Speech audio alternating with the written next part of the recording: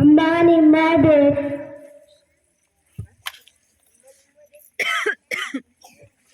ಅಮ್ಮ ನಿಮ್ಮ ಬೇಟೆಗಾಗಿ ಠಾಕರೆ ಸಾಹೇಬ್ರು ಬಂದಿದ್ದಾರೆ.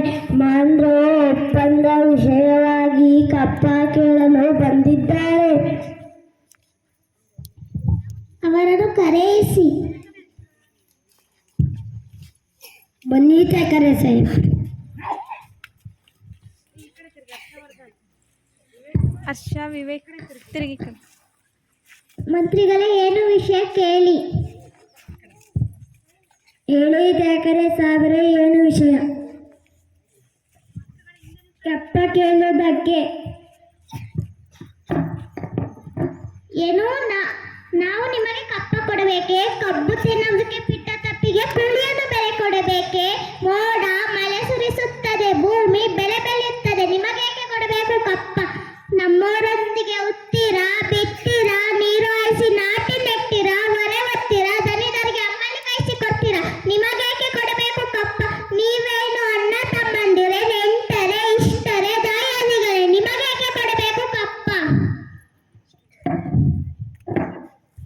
ಹೌದು, ಮಾನವ ಒಪ್ಪಂದ ಪ್ರಕಾರ ನೀವು ನಮಗೆ ಕಪ್ಪ ಕೊಡಬೇಕು. ನಡುವೆ ಸಹಾಯ ಬೇಡ.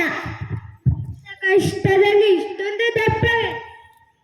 ಅದು ಕನ್ನಡಿಗರ ಹುಟ್ಟು ಗುಣ.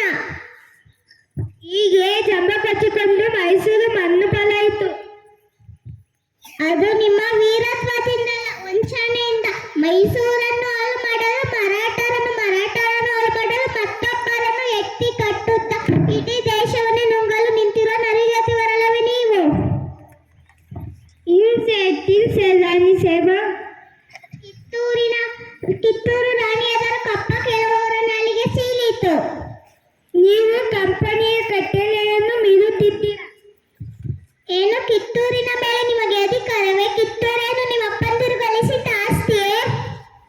ಚೆನ್ನಮ್ಮ, ನೀನು ಬೆಂಕಿಯ ಮೇಲೆ ಕುಳಿತು ಸಿಡಿಮದ್ದು ಜೊತೆ ಆಟದುತ್ತಿದ್ದೀರಾ. I will see. ಮುಚ್ಚು ಬಾಯ್. ತಾಯಿಯ ಆಸ್ಥಾನಕ್ಕೆ ಬಂದು ತಾಯಿಗೆ ಎದುರಾಳಷ್ಟು ಸೊಕ್ಕೇನು ನಿನಗೆ? ಇಲ್ಲಿ ಕಟ್ಟಡ ಮಾಡೋ ಅಧಿಕಾರ ಇರೋದು ನಮಗೆ, ನಿಮಗಲ್ಲ. ತ್ಯಾಕರೆ,